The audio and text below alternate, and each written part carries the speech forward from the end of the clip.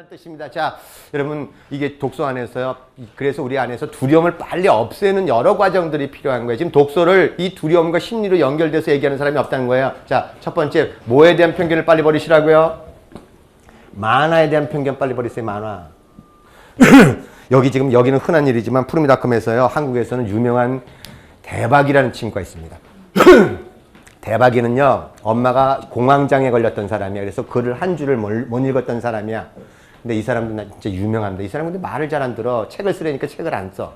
자, 근데 왜 제가 대박이를 얘기하냐면, 대박이도 공황장애에 걸려서 글 한 줄을 못 읽었던 사람인 거예요. 이 사람도 그렇게 책을 읽어주고 충실하게 푸르미 교육을 쫓아왔던데, 한국에서 대박이 첫째, 둘째 아이가 4개 언어를 구사해. 우리말, 영어, 중국어, 일본어. 여기서 중국어 구사하는 건 쉽잖아요. 근데 한국에서 중국어 구사한다는 건 쉬운 거 아니에요. 근데 그 집에 갔더니 책이, 그 집은 이제 그게 전부였어, 교육에. 3만 권이 있는데 그 중에 3천 권이 만화책이야. 무슨 뜻이냐면 어디 가든 간에 최고의 몰입을 줬다라는 뜻입니다. 최고의 몰입에 다 사주란 얘기 아니에요. 도서관 활용하고 할 건 다 하세요. 예, 정부가. 자, 왜 만화책? 저는 이 만화를 푸르미가 60개월서부터 초등 4학년까지 만화에 미쳤던 시간이 있어요. 만화 삼국지. 예, 근데 어느 날 이 아이가 역사가 너무 깊어지는 거예요. 너 어떻게 역사를 그렇게 잘하니? 그랬더니 아빠 그건 만화가 뼈대예요. 만화에 살만 살살 붙이면 된다는 거예요. 아, 굉장한 깨달음을 얻었습니다. 여러분 교육이라는 건요. 항상 구체적인 것부터 추상으로 간다는 거 아시죠? 교육의 방향은 항상 구체적으로 추상으로 가고 가까운 것부터 멀리 가는 거야. 그게 피아제의 인지발달론이에요. 이게 뭐냐면 교육이라는 건 맨 처음에 근데 만화가 책을 읽었던 시대 이렇게 그 아주 쉬운 책을 읽었다가 그다음에 글줄로 굉장히 높은 수를 넘어갈 때 중간에 징검다리 역할을 해줄 수 있는 게 만화예요.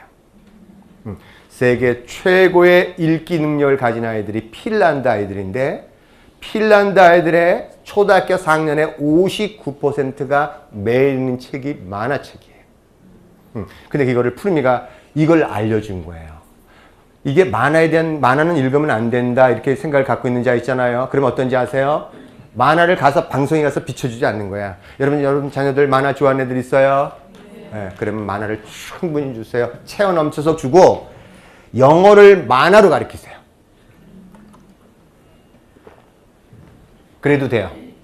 푸르미닷컴에 영어를 배울 때 만화를 너무 좋아해서 만화로 된 그 쉬운 거 있잖아요. 그거를 굉장히 많이 줘서 영어가 자유로운 애들이 있어.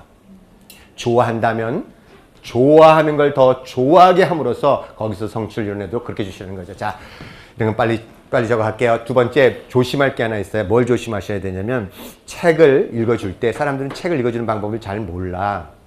책은요. 읽어준다라는 개념을 좀 빨리 버리셔야 돼. 책을 이렇게 생각하시면 돼요. 책은 대화의 매개물이라고 생각하셔야 돼요. 대화를 나누는데 엄마가 책이 없으면 대화를 나눌 건덕지가 별로 없어요. 그렇잖아요. 집에서 무슨 얘기 나눴어요? 뭐 매일 하는 단어가 뭐예요? 밥 먹어라. 들어가서 자라. 그래서 아빠가 책을 읽어주잖아요. 그러면 아이들이 더 똘똘해진다는 연구 결과가 있어. 엄마가 읽어주면 똘똘할 것 같잖아요. 근데 아빠가 읽어주면 더 똘똘해. 왜 그럴까요? 아빠들이 쓰는 단어가 일상에 쓰는 단어가 아니라 사회적인 쓰는 언어죠. 이걸 가지고 읽어주기 때문에 훨씬 더 지적인 자극이 더 돼요. 그래서 아빠들 책 읽어줘라 이렇게 되면 걔들은 똘똘한 애가 된다는 그 말입니다. 자, 근데 엄마들이요. 책을 읽어준다는 걸 처음부터 끝까지 읽는다는 이게 규칙이 있는 사람들, 특히 어린 시절에 두려움이 많았던 사람들은 항상 질서에 민감해. 그래서 앞장 읽고 그다음 뒷장 읽어야 되고 뒷장 읽어야 되고 뒷장 읽어야 되고 이렇게 읽어야 돼. 이게 어긋나면 죽는 거야. 이게 어린아이가 발달상 그런 시기가 있어요. 뭐냐면 규칙 하나 일어났다가 부모가 하나 탁 못 집어넣으면 탁 뒤집어지고 난리치는 시간이 있어. 그래서 지금 제가 교육을 할 때 질서에 민감한 땐 질서에 민감한 걸 따라가고 그러나 질서에 민감해서 규칙을 정해놓은 것만 칭찬하는 게 아니라 흐트러 놓는 것도 칭찬해줘야 된다. 이런 얘기를 하는 거예요. 자, 그러면 그 아이는 나중에 흐트러지는 것도 받아들이는데 그렇지 못한 사람들은 2살 때 요 시기에 머물러 있어. 그래서 항상 책을 읽어주면 앞장을 읽었는데 순서가 어긋나면 안 되고 엄마가 읽어주는데 애가 넘어가면 안 돼. 그러니까 애가 마음대로 스스로 상상해가지고 지 마음대로 가면 안 된단 말이에요. 그 두려워 엄마가 한계를 넘어가서. 근데 대화라는 건 그런 게 아니잖아요. 대화는 한 사람이 말을 하면 한 사람이 듣고 있다가 그다음 치고 들어오면 또 얘기해서 다른 주제로 가면서 계속 이렇게 전개해 나가는 게 대화잖아요. 그래서 책을 읽어준다는 것이 아니라 대화의 매개물이라는 개념으로 해줘야 된다는 거예요.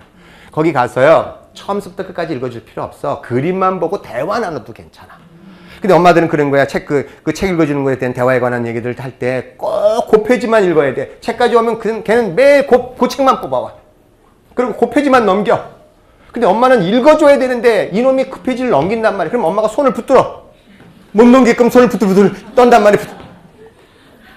그 아이가 책 좋아하는 거 봤냐 이거죠. 대화를 많이 나누셔야 돼요. 푸르미교육 안에 대화가 있어요. 엄마가 수다장이가 되셔야 되는 게 있어. 근데 어린 시절에 외로웠던 엄마들은 이 수다장이가 힘들다는 뜻입니다. 대화 많이 나누세요. 여기 와서라도 대화를 나누셔. 대화하는 거 자꾸만 배워야 돼. 대화에 관한 건 깊이 들어가는 것은 공감 대화에 관한 부분들은 아마 우리 박 선생님 그죠? 그거에 대해 가르칠 거예요. 그 대화가 공감 대화라는 대화가 왜 그렇게 중요하냐면 공감 대화 안에는 그게 없어서 그래요. 애고가 별로 없어. 관찰 욕구, 느낌, 그 다음에 요청, 이거에 관한 부분 안에는 사랑이 아닌 다른 부분이 들어갈 여지가 별로 없어. 그래서 그것이 굉장히 파워풀하게 돼 있단 말이에요. 사람들한테 사랑으로서 반응하기 때문에 사람의 마음속에 감동이 있기 때문에 그 아이들의 그거에 관한 부분, 그 다음에 일상 자체가 대화의 매개물인 거예요. 거기에 더 언어를 줄 수 있는 게 책이 그 깊은 언어를 줄 수 있기 때문에 그런 거예요. 자, 세 번째, 어린아이 두신 어머님 조심할 게 있어요. 아주 어린아이 여기 오신 어머님들 책 주면 물고 빨고 집어던져요. 집어던지죠? 왜 집어던져요? 중력을 실험하기 위해 던진다 그랬어요. 그냥 던지는 거 아니라 그랬어요. 네. 여러분 휴지 뽑는 시간 있죠? 일정. 왜 휴지 뽑아요? 손의 협응력을 기르기 위해 뽑는 거예요. 이거 아는 거와 모르는 건 굉장한 차이가 있어요. 네. 여러분 이 아이들은 지금 성취를 이뤄내는 거야. 이게 나중에 책임과 다 깊은 연관이 있고요. 학교 들어서 공부하는 그 호기심과 다 관련 깊은 거예요. 근데 보세요. 물고 집어던지잖아요. 그럼 빨고 있으면요. 얼른 유리된 이 잠옷에 있는 그런 거에다 그냥 누드는 거 있어요. 애들 책 먹어봤자 몇 건 못 먹습니다.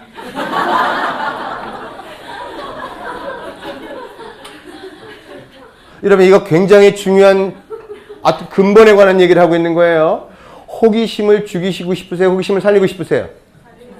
그럼 부정당할 수 있는 환경이 최소화돼야죠. 이것도 안 돼, 저것도 안 돼. 이 말을 듣는 게 최소화돼야죠. 저는 이걸 실험으로 아는 사람입니다. 실험. 제가 물고기 잡는 걸 되게 좋아합니다. 광어를 잡을 때 이렇게 탁 잡잖아요. 그럼 광어 와서 탁 때립니다. 그러면 나도 모르게 본능적으로 이렇게 빼요. 그럼 다 떨어져.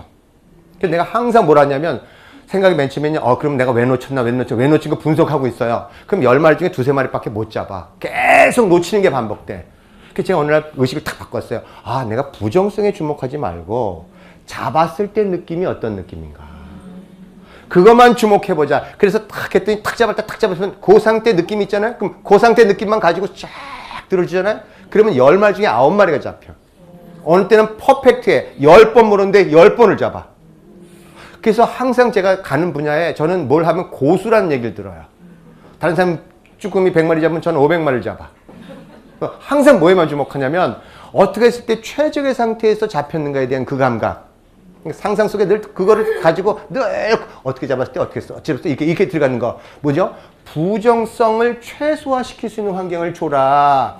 여러분 어린아이 하루는 어른의 10년간 1년간 맘먹는 거예요. 그래서 집안을 저희 집에는 손님들이 왔을 때 첫 번째 했던 인사말이 뭐냐면 이 집 이사 가요. 왜요? 우리 집엔 가구가 없었어요. 신혼 초에. 물론 가난해서 없었어요. 모르고 했어. 네. 저 장가갈 때요. 600만 원 아버지가 소 팔아서 장가가라고 줬어요. 근데 그거 가지고 얼른 내가 있잖아요. 출판사를 하나 차려버렸어. 근데 장가갈 때 뭐가 남겠어요? 사갈세, 20만 원짜리 사갈세, 뭐가 있겠어요? 가구를 사겠어. 우리 엄마 조그만 집에 무슨 가구를 사겠냐고요. 그러니까 부정당할 수 있는 환경이 최소화. 집에 갔는데 어른들 봐요. 유리로 된 반짝반짝 아름다운 거 만지면 애 가서 만져요. 호기심 있으면 만져요. 그럼 뭐라 그래요? 안 돼, 깨져! 이렇게 들어가잖아요. 우리 집에 애초에 그게 없었어. 부정당할 환경을 최소화시켜라. 여러분 제가요. 푸르미닷컴 초창기에 굉장히 엄격함이 있었어요. 36개월 전에는 친정집에 가는 것도 조심하라 그랬습니다. 왜 친정집에 가는 거 조심하죠? 여러분 오늘 저한테 강연 들으셨죠? 나가면 이상한 집단이야, 이가. 이해가 안 돼. 점점 다른 사람하고 얘기를 못 나눠. 그렇죠? 네. 왜냐면 이해가 안 되는 거야. 나중에 남편과도 이해가 안 돼. 남편은 둘 중에 하나를 선택하게 돼 있어요. 여러분이 성장하면 남편은 이혼하거나 성장하거나 이 둘 중에 하나를 선택하게 돼 있어요. 예. 근데 여러분이 성장을 선택할 때 이혼하는 케이스는 저는 본 적이 없어요, 지금까지. 예. 같이 그것이 본성에 맞기 때문에 같이 가게 돼 있다는 뜻입니다. 자, 이거 부정당할 수 있는 환경을 제가 친정집에 가잖아요. 애를 데려가잖아요. 그럼 부모님 뭐라는지 아세요? 우리 부모님 그런 게 없는 거예요. 왜냐면 제가 엄격하게 가장이라 아버지 그러면 우리 집 오지 마세요. 애 그렇게 키우는 거 아니다. 그런 말씀하시면 오지 마세요. 네, 이게 있었어. 내 가장을 지켰기 때문에 우리 엄마와 우리 아버지가 우리 가정에 들어오는 것은 절대 허용이 안 됐어. 거기에 저 사돈댁 있죠. 그죠? 푸르미 엄마 친정에서 들어오는 건 더 허용이 안 돼, 그거는. 그 양반들이라 그 집은 와가지고 우리 집에 오지도 않아. 네, 그러니까 이게 딱 짚고 있으니까 이게 우리 누나가 애 그렇게 키우는 거 아니다. 그러다 나하고 맞서는 거예요. 누나, 내가 키우는 거지 당신이 키우는 거예요? 앞으로 푸르미 엄마한테 말 그렇게 하지 마세요.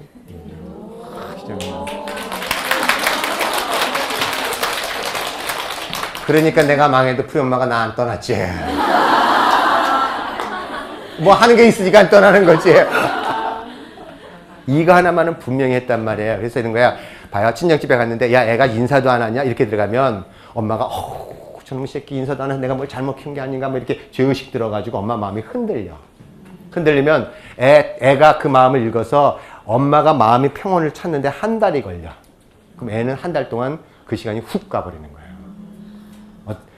제가 36개월 전까지는 굉장히 섬세하기 때문에 그 아이가 커가는 것에 인해서 부정당할 수 있는 환경을 최소화시켜 놓으면 그 아이는 내가 사랑이라는 것에 대한 확신이 들잖아요. 그 평생의 그 자본을 가지고 평생 사랑으로 살아가. 그 아이는 아무리 엄격한 선생을 만나도 괜찮아. 군대 아무리 엄격한 조직을 가도 문제가 없단 말이에요. 네. 그러면 예를 들어서 내 그때 그런 게 못했는데 그럼 어떡하냐 이거죠. 못하면 어떻게 해요? 다시 내려가서 그 아이한테 사과하셔야 돼요. 내가 그건 몰랐다. 그리고 그거를 제로를 쳐버려야 돼요. 다시 원점으로 갈 수 있는 그 상태를 부모가 만들어줘야 돼요. 그럼 어떤 부모가 애한테 그렇게 사과하겠냐 이거죠. 자, 어떤 건지 아셨죠? 부정당할 수 있는 환경을 최소화시키고 그가 갈 수 있는 긍정의 환경을 굉장히 풍부하게 줘라. 거기에 어떤 환경이 제일 크겠냐 이거죠. 책이 주어지는 환경만큼 풍부한 게 더 뭐가 있겠어요. 그러나 제일 좋은 환경은 어떤 환경이에요? 여러분 오늘 여기 잘 오셨어요. 여러분 어떻든 간에 여기서 훈련받으면서 책 읽죠? 책 읽죠? 그 책 읽는 환경이 그 아이한테는 뒤에서 흡수하는 그 환경이 될 수밖에 없다 그랬습니다. 제가 강연 서두에서 그랬어요. 저희 어머님한테 저는 이걸 배웠다. 가난하셨고 못 배우셨습니다. 네. 그러나 평생을 책을 읽고 계셨습니다. 네. 저도 그 뒤를 따라서 책을 읽는 거예요. 여러분 우리가요. 이 책에 관한 부분을 아셔야 될 게 있어요. 책을 읽을 때요. 그래서 몸에 어린아이가 예를 들어서 지능이 떨어진다. 몸이 지금 예를 들어서 뭐 뇌성마비에 걸렸다. 이죠. 근데요. 이 교육의 출발점이 어디서부터 시작됐냐면 글렌 도만 아세요? 지능은 무한하다는 책과 그다음에 그 이후에 뿌리에 가면은 그 칼 비테라는 사람이 있었어요. 근데 글렌 도만이 어떻게 시작됐냐면요. 그 아이가 뇌성마비였던 거예요. 네, 뇌성마비라 계속 뇌성마비를 치료했는데 이 아이가 6살짜리 어린아이인데 어느 날 엄마가 옆에서 얘 글을 알아야 그랬더니 글렌 도만이 그럴 리가 없어요. 6살 아이인데 뇌성마비 아이가 어떻게 글을 알겠어요? 이랬단 말이에요. 근데 진짜 글을 읽은 거예요. 그러니까 글렌 도만 박사가 너무 놀라버린 거예요. 이건 나의 편견과 나의 상식에는 안 맞네. 현실에서 일어났잖아요. 그래서 글렌 도만이 뭘 했냐면 만일 이게 이때 톰이라는 아이가 6살짜리 나이인데 지능은 뇌성마비인데 12살을 가졌어. 굉장히 그 또래에선 가질 수 있는 지능을 가지고 있는 거예요. 근데 여러분 보세요. 뇌성마비는 이렇게 앉으면 키가 작잖아요. 그건 왜냐면 뇌의 일정 부분이 죽었기 때문에 신체가 대응해서 성장을 못하는 거예요. 신체 성장을 도모하는 게 가장 중요한 게 뭐냐면 뭐 운동시켜서 이 근육 강화시켜서 이렇게 한 게 아니야. 항상 기능이 구조를 결정해. 예를 들어서 공장이라는 건물을 짓게 만드는 것처럼 우리의 신체의 성장을 도모하기 위해서는 뭐가 발달해야 되냐면 두뇌의 기능이 발달해야만 신체가 대응해서 성장한단 말이에요. 그래서요, 뇌성마비 아이들을 치유할 수 있는, 그리고 성장하고 가장 좋을 수 있는 제일 좋은 방법이 뭔지 아세요? 책을 읽히는 거예요. 우리는 그렇지 않잖아. 이 아이가 뭘 배우겠어? 이런 거야. 우리 푸르미다컴에 아마 저 들어가면 아름드리 나무라고 있어. 아름다리 나무. 그 뇌성마비입니다. 그 아이 수술 여러 차례 받았어요. 저한테 편지 보냈어요. 아버님, 이 아이가 이런데요. 어떻게 했으면. 제가 그랬어요. 그럼 평생을 너는 그 아이가 누워서 살길 원해? 아니, 아버님, 그럴 수가 있겠나요? 그러면 책을 읽혀. 그래서 이 엄마가요, 병원에 갈 때마다 책을 들고 갔어. 6인실에 가니까 밤새 책을 읽어달라니까 어떤지 아세요? 막 사람들 눈치 보이잖아요. 근데 그 아이가 어떤 평가를 받았냐면, 의사들은 이 아이는 절대 줄넘기를 할 수 없다, 이런 평가를 받은 거예요. 근데 그 아이가 초등학교 2학년 돼가지고요, 우리 다 닷컴에 모여있는데 줄넘기를 170번을 더해. 거기서 우리 다 함께 울었어요. 오, 이거 기적이 아니냐. 그리고 평가가 뭔지 아세요? 그 나이 또래에서 클 수 있는, 아이 가질 수 있는 최고의 지능을 이 아이는 가지고 있다. 그 평가를 받았어요. 그래서 남편이, 제가 저 안양 근처에 사는데 거기 가면 항상 자기 아내한테 돈을 줘요. 아버님 오셨으니까 당신이 가서 맛있는 거라도 좀 사주고 와, 이렇게. 네, 고맙습니다. 자, 제가 왜 말씀드렸는지 아셨죠? 만일 내 아이가 그렇다면 지금 그래도 책을 읽혀야 돼. 요새 많더라고요. 지금 저기 가면은요, 어머님들이 걱정만 하다 세월 다 보내. 수술 받을 때, 힘들어. 이게 우리 아이가 이렇게 힘들어. 위로만 받다고 힘들지, 그 아이한테 실질적인 걸 주지 않는단 말이에요. 신체 성장을 도모하기 원한다. 그러면 책을 읽어서 두뇌의 기능을 먼저 강화시키란 말이에요. 그럼 따라가기 때문에 그런 거야. 자, 어머님이 왜 책을 읽으라냐면, 여러분 책 읽지 않고 이 섬세한 아이를 어떻게 키우시겠어요? 예. 여러분, 이 조직적으로 이 교육 받아도 내 안에 있는 걸 발견하는 게 어려운데, 여러분 이 조직적인 교육 받지 않고요, 그냥 넘어가잖아요. 한 생 거쳐가지고 여러분 여기 못 나와요. 죄의식에서 나올 때 적어도 3000년의 세월을 필요로 해요. 경험상 100생을 필요로 합니다. 그러나 스승이 지나갈 때, 스승이 부를 때가 있어요. 준비가 되면. 네. 못 알아들을 때는 스승이 누군지도 몰라. 지나가는지도 몰라. 그러나 이미 스승이 지나가고 있을 때 그 부름에 따라가는 사람이 있어요. 그러면 100생을 그냥 훌쩍 넘어버려요. 여러분 이 생에 여기 오셨잖아요. 여러분 남편은 여러분 덕분에 적어도 30생을 전략해. 아빠들 무슨 말인지 이해했어요? 아내가 성장함으로써 같이 옆에 있다가 주소 들은 지식 가지고 30생을 전략해 간다고. 어저께 봤더니 아빠들이 너무너무 뛰어난 아빠들이 와 있어. 말을 쓰는 질문이 달라. 예, 원래 모르는 사람들은 질문이 그렇게 나오지 않아요. 뭔지도 몰라. 정신이 빠져가지고 무슨 얘기를 나눌 수 있는 질문도 못해. 질문하려면 벌써 강연 몇 년 들어야만 질문하는데, 아빠들이 막 자기 의견 얘기하고 막 들어가는데 쓰는 용어가, 와, 저기 있잖아요. 그죠?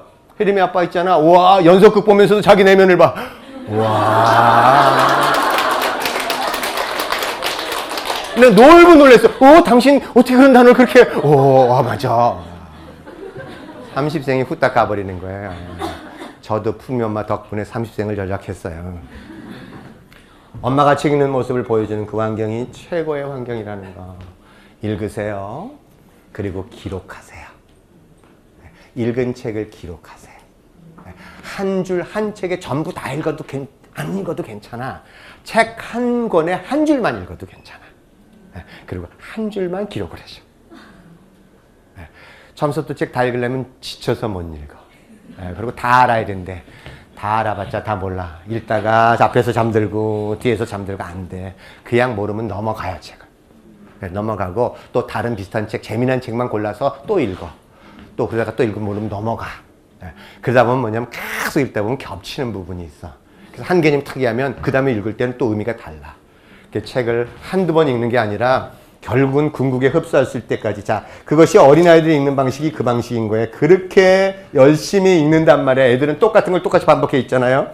여러분, 제가 이 책을 읽는데 한 번 읽으면 6개월이 걸려요. 2015년. 근데 두 번 읽으면 2015년 12월 30일에서 2016년 6월 30일에 두 번째 본 거야. 5번을 보는데 6개월씩 걸려서 한 번씩 보는데. 근데 제가 6번 정도 되니까 뭐가 되냐면 이제 2달 정도 수준으로 내려왔어요.